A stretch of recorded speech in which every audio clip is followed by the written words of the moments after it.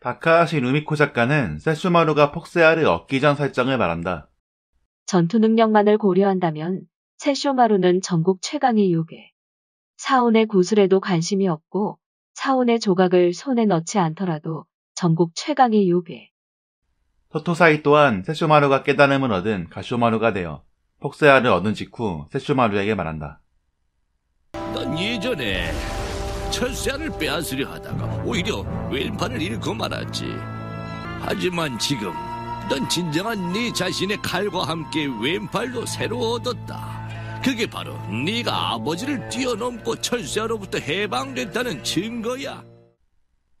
루미코 작가는 세슈마루가 전국시대에서 최강의 요괴라고 말하였지만 과연 전 시대를 통틀어 최강인지에 대해서 의문점이 든다.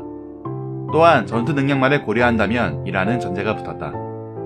그리고 현재 야샤임의 15화에서 세계관 무력 최강자라면 키린마루를 정면에서 상대하지 않는 모습은 지켜야 할 것이 많다 해도 위험해지기 전에 해치우면 될 것이 아니냐라는 의문을 품게 만든다. 이누야샤는 무거워진 철수야를 가볍게 만들기 위해 유코츠세이의 심장을 찌르러 가는데 계대장이 죽음의 일을 치명적 부상을 입고 봉인한 유코츠세이를 이누야샤가 폭력파로 해치웠으니 그럼 이누야샤 또한 아버지를 넘은 건가 하는 의문을 품게 하며 푸아왕이 간접적으로 너프가 된 것처럼 보인다. 하지만 극장판 천하패도의 검에서 이누야샤는 투아왕이 사용하던 총우나에 지배되었고 총우나는 내가 박살내겠어. 그러니까 건드리지 말고 놔둬. 네 힘으론 무리다. 뭐야? 그 계집 덕에 살았다는 건 알아도 세슈마루에게 극딜까지 당한다. 이에 상심한 이누야샤는 자신과 아버지를 비교해서 누가 더 강하냐 물어보고 그 말에 토토사이는 답한다. 당연 네 아버지가 강했지. 너 같은 하루 강아지랑 비교하냐? 너처럼 총훈한테 휘둘리는 일 따위는 없었어. 천하패도의 검에서 총훈나라는 검 한 자루의 설정 덕에 세슈마루가 과연 아버지를 넘어섰냐라는 논란을 낳고 있다. 세슈마루와 투아왕의 무력을 비교해보자면 이누야샤의 이빨이 투아왕보다 약했기 때문에 철수야가 무거워서 투아왕이 물리친 유코츠세이를 베라고 말했고 그 과정에서 폭류파를 얻음과 동시에 바람의 상처를 자유자재로 사용하게 되었다. 하지만 세슈마루는 철수야를 쥐자 이미 바람의 상처를 자유자재로 사용할 수 있었고 이는 요괴로서 그릇의 크기가 이미 아버지와 같은 크기로 완성되어 있다는 것을 짐작해 볼 수 있다. 고신키에 사념 가득한 투기신을 쥐려는 세슈마루를 토토사이가 말리지만 이를 비웃듯 고신키의 사념을 제압하고 통제한다.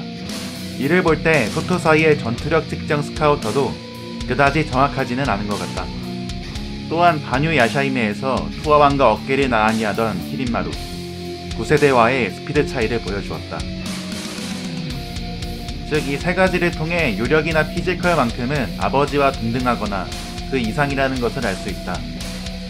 사실 천하패도의 검 삼신기와 불지의 옷 등 모든 사기템들을 지장한 투아왕을 이길 자는 아무도 없으리라 생각하지만 노텐전이라면 피지컬적으로 세슈마루가 우위일 것이라 생각한다. 애니메이션에서 직접적으로 이 둘이 승부를 낸 적 또한 없고 작가의 말이 누가 더 세다라고 언급한 부분이 없으니 재미로 봐야 할 것이다. 다만 이누야샤 이야기 속에 세슈마루의 성장 이야기라는 서사가 담겨있고 그의 목표가 아버지를 넘어서는 것이었기에 이야기가 끝난 시점에서 무력만큼은 아버지를 넘어섰다는 것이 깔끔하다 볼 수 있겠다. 그러나 넘어선다는 의미는 단순 무력뿐 아니라 지력과 인격 등 다양한 의미를 포함하고 있다. 계대작은 죽음을 앞두고 지킬 것이 많기에 몇 수 앞을 내다본 것인지 모를 정도로 큰 그림을 그렸고 이 그림은 과정이야 어떻든 결론적으로 걸작이 되었다. 아주버님! 이에 맞서 세슈마루는 이번 야샤이메에서 시험대에 올랐다고 볼 수 있겠다. 아버지의 큰 그림 과정에서 세슈마루가 구르고 이누야샤도 아픔의 성장을 겪었듯 린과 두 딸 등 지킬 것이 많아진 세슈마루의 과정은 이누야샤 가양을 강제 성묘 보내버렸고 아이들은 고아로 자라났으며 여러모로 구르고 있다. 과정은 둘 다 그러하니 과연 아버지 투아왕과 같이 큰 그림을 걸작으로 그려낼지 지켜봐야 할 것 같다. 아버지 투어왕은 서국을 통치하던 수왕이었다. 그를 향한 존경심은 세슈마루에게서도 알 수 있고, 그가 죽고 휴네코족 사천왕이 쳐들어오자 은혜를 갚기 위해 참전한 요괴들을 통해서도 알 수 있다.